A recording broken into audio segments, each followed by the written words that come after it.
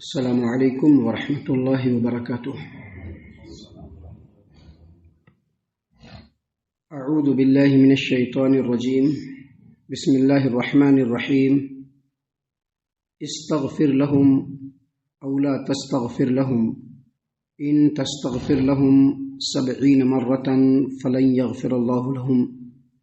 ذلك بأنهم كفروا بالله ورسوله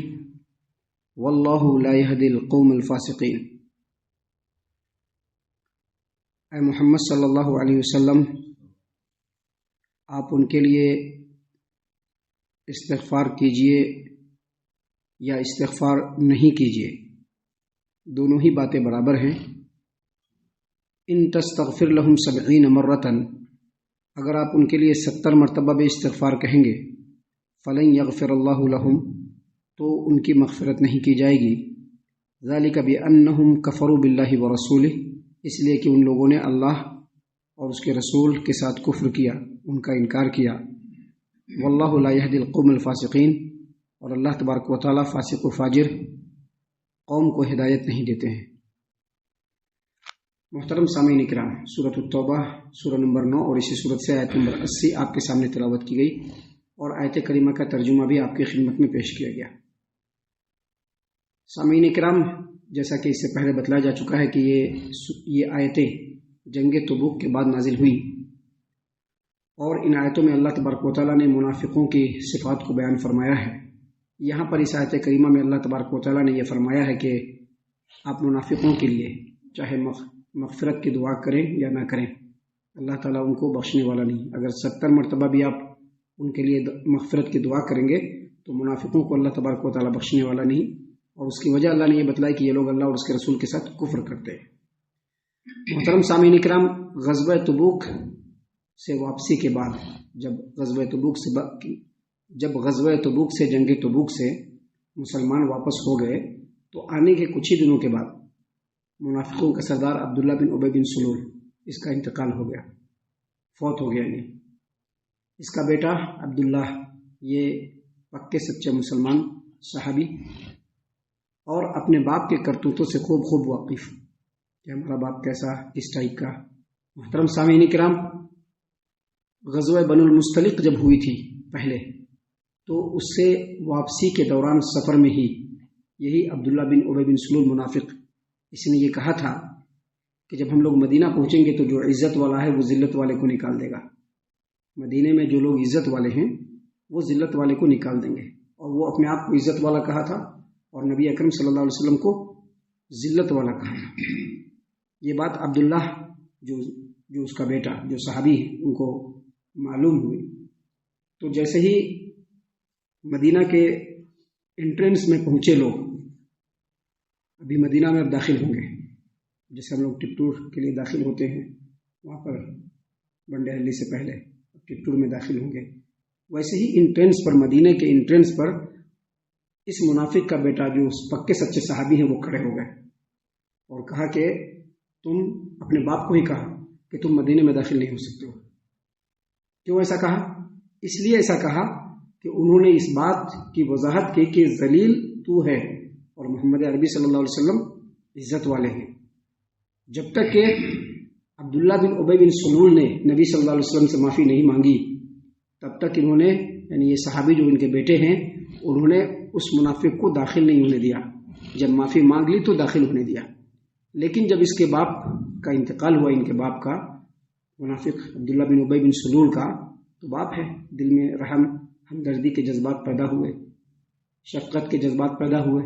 تو نبی صلی اللہ علیہ وسلم کی خدمت میں پہنچے، اور پہنچنے کے بعد کہا کہ اللہ کے رسول صلی اللہ علیہ وسلم، آپ اپنا قمیص دے دیجئے تاکہ اسی میں اپنے باپ کو میں کفن دے دوں۔ دل میں یہ رہا ہوگا کہ نبی کی قمیص ان کے جسم سے لگ جائے گی تو شاید کچھ برکت ہو جائے، یہ دل میں رہی ہوگی، اس طرح کی کوئی بات رہی ہوگی کہ شاید عذاب میں کمی واقع ہو جائے۔ مانگا قمیص نبی صلی اللہ علیہ وسلم سے، نبی صلی اللہ علیہ وسلم نے 3 وجہوں سے قمیص اتار کر کے دے دیا۔ یہاں پر ایک بات یاد رکھیے،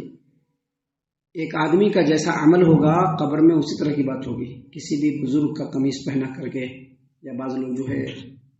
احرام کا کپڑا پہنا دیتے ہیں تاکہ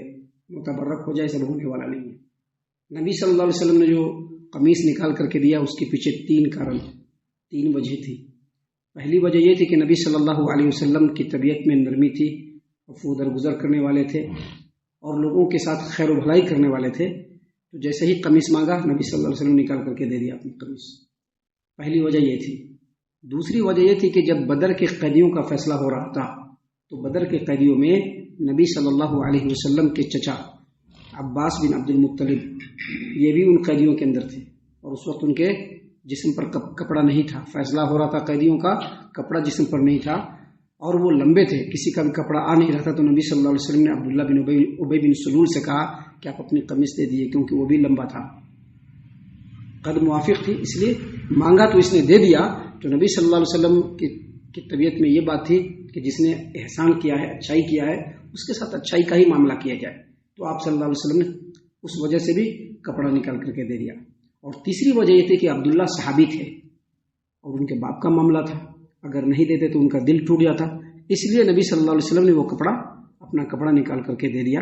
بعد میں کہا کہ اے اللہ کے رسول صلی اللہ علیہ وسلم آپ ان کی نماز جنازہ بھی پڑھا دیجئے، تو آپ صلی اللہ علیہ وسلم نماز جنازہ بھی پڑھانے چلے گئے، جیسا کہ ایک حدیث ہے صحیح البخاری کتاب التفسیر اور صحیح مسلم کتاب فضائل الصحابہ،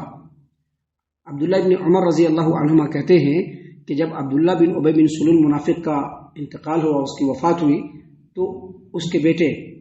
عبداللہ جو صحابی ہیں وہ نبی اکرم صلی اللہ علیہ وسلم کے پاس آئے اور کہا کہ اللہ کے رسول صلی اللہ علیہ وسلم میرے والد صاحب کا انتقال ہو گیا ہے، آپ اپنی قمیص دے دیجئے تاکہ وہ کفن میں اس کو پہنا دوں۔ آپ صلی اللہ علیہ وسلم نے قمیص نکال کر کے دے دی، کہا کہ اللہ کے رسول صلی اللہ علیہ وسلم میرے والد کی وفات ہوئی ہے، آپ چل کر کے نماز جنازہ پڑھا دیں۔ آپ صلی اللہ علیہ وسلم نماز جنازہ پڑھانے کے لیے کھڑے ہو گئے نبی صلی اللہ علیہ وسلم نماز جنازہ پڑھانے کے لیے۔ یہ آیت کریمہ سامنے تھی موجود کہ آپ ان کے لیے دعا استغفار کریں یا نہ کریں، دونوں برابر ہے، اللہ تعالیٰ ان کو معاف کرنے والا نہیں۔ اگر آپ ان کے بارے میں 70 مرتبہ بھی توبہ و استغفار کریں گے فلن یغفر اللہ لہم، اللہ ان کے گناہوں کی بخشش نہیں کرے گا۔ اس کی وجہ یہ ہے کہ یہ لوگ اللہ اور اس کے رسول کے ساتھ کفر کرنے والے ہیں، اور اللہ تعالیٰ فاسق و فاجر قوم کو ہدایت نہیں دیتا ہے۔ تو یہ آیت کریمہ تھی، لیکن نبی صلی اللہ علیہ وسلم کی طبیعت میں چونکہ نرمی تھی، آپ صلی اللہ علیہ وسلم نماز جنازہ پڑھانے کے لیے آگے بڑھنا چاہا، تو عمر بن خطاب رضی اللہ عنہ نے آپ صلی اللہ علیہ وسلم کو روکا، آپ کے دامن کو پکڑ لیا کہ کہاں جا رہے ہیں، یہ تو منافق ہے، آپ اس کی نماز جنازہ پڑھائیں گے؟ تو نبی صلی اللہ علیہ وسلم نے کہا کہ اللہ نے مجھ کو منع نہیں کیا ہے، بلکہ اللہ نے مجھ کو اختیار دیا۔ اللہ نے کیا کہا؟ چاہے آپ ان کے لیے مغفرت کی دعا کریے، چاہے آپ ان کے لیے مغفرت کی دعا نہیں کریے، اللہ ان کو معاف نہیں کرے گا۔ اللہ نے اختیار دیا ہے، منع نہیں کیا ہے، اور میں ان کے لیے اس منافق کے لیے 70 مرتبہ سے زیادہ استغفار کروں گا۔ آپ صلی اللہ علیہ وسلم آگے بڑھے تو انہوں نے پھر روکا اور کہا کہ یہ منافق ہے، ان کی یہ کرتوتیں ہیں، سب لوگوں کے سامنے ہیں، آپ ان کی نماز کیوں پڑھتے ہیں؟ اس کے باوجود پیارے رسول صلی اللہ علیہ وسلم نے اس کی نماز جنازہ پڑھی۔ جب نماز جنازہ پڑھی تو اللہ تبارک و تعالیٰ نے اسی صورت میں آیت نمبر 84 نازل فرمائی، جو آگے انشاءاللہ آپ کے سامنے آئے گا۔ آیت نمبر 84 اللہ نے واضح طور پر کہا وَلَا تُصَلِّ عَلَىٰ أَحَدٍ مِّنْهُمْ مَاتَ أَبَدًا، منافقوں میں سے کوئی مر جائے تو آپ ان کی نماز جنازہ مت پڑھیے، اللہ نے کلیئر منع کر دیا۔ آیت نمبر 84 سورۃ التوبہ سورہ نمبر 9، اللہ نے فرمایا وَلَا تُصَلِّ عَلَىٰ أَحَدٍ مِّنْهُمْ مَاتَ أَبَدًا وَلَا تُصَلِّ عَلَىٰ أَحَدٍ مِّنْهُمْ مَاتَ أَبَدًا وَلَا تَقُمْ عَلَىٰ قَبْرِهِ، ان میں سے کوئی بھی جب مر جائے، اے نبی صلی اللہ علیہ وسلم آپ ان کے لیے نماز جنازہ نہ پڑھیں اور ان کے لیے خیر و بھلائی کی دعا کرنے کے لیے ان کے قبر پر کھڑے مت ہوں۔ کیوں نہیں کھڑے ہوں؟ انہم کفروا باللہ ورسولہ، کیونکہ انہوں نے اللہ اور اس کے رسول کا انکار کیا، وہ ماتوا وہم فاسقون، اور یہ لوگ فاسق و فاجر ہو کر کے مرے۔ تو اس آیت کریمہ کے ذریعے سے اللہ تبارک و تعالیٰ نے منافقوں کی نماز جنازہ پڑھنے سے بالکل منع کر دیا کہ منافقوں کی نماز جنازہ نہیں پڑھنی ہے، اللہ کے رسول صلی اللہ علیہ وسلم کو کلیئرلی منع کر دیا۔ اس کی پوری تفصیل انشاءاللہ اسی وقت میں ہم آپ کے سامنے پیش کریں گے، لیکن یہاں پر اس آیت کریمہ میں اللہ تبارک و تعالیٰ نے نبی صلی اللہ علیہ وسلم کو اور تمام مسلمانوں کو مخاطب کرتے ہوئے کہا کہ جو منافقین ہوتے ہیں آپ ان کے لیے دعائے مغفرت کریں یا نہ کریں، اللہ ان کو معاف کرنے والا ہے، کیونکہ ان کا جو نفاق ہے یہ بہت ہی بدترین ہے۔ یہ بظاہر مسلمان ہونے کا ڈھونگ کرتے ہیں، لیکن اندر میں اسلام اور اسلامی جو قانون ہے اور اللہ تبارک و تعالیٰ کے جو احکام ہے اس کو بالکل پسند نہیں کرتے ہیں۔ یہ لوگ اللہ اور اس کے رسول کا انکار کرنے والے ہیں، لہٰذا آپ ان کے لیے دعائے مغفرت نہ کریں۔ محترم سامعین کرام، یہ باتیں تھیں جو اس آیت کریمہ کی تفصیل میں اللہ تبارک و تعالیٰ نے اللہ تبارک و تعالیٰ نے ہم لوگوں کے لیے بیان فرمائی ہے۔ ہم اللہ سے دعا کرتے ہیں کہ اللہ تعالیٰ ہم تمام کو ان تمام باتوں کے اوپر خوب غور و فکر اور تدبر کرنے کے ساتھ ساتھ ان باتوں کے اوپر عمل کرنے کی بھی توفیق عنایت فرمائے، آمین۔ اللہ تعالیٰ ہم تمام کو صحیح معنوں میں پکا سچا مومن مسلمان بنائے، اللہ اور اس کے رسول صلی اللہ علیہ وسلم کی اطاعت و فرما برداری کرنے والا بنائے، صحابہ کرام رضی اللہ عنہم کے طریقے پر چلنے والا بنائے، جنت الفردوس میں جگہ عطا فرمائے۔ اے اللہ ہم تمام کو جہنم سے پناہ دے، اے رب العالمین ہم تمام کو جہنم سے پناہ دے، اے مالک الملک ہم تمام کو جہنم سے پناہ دے، آمین یا رب العالمین۔ وما علینا الا البلاغ المبین۔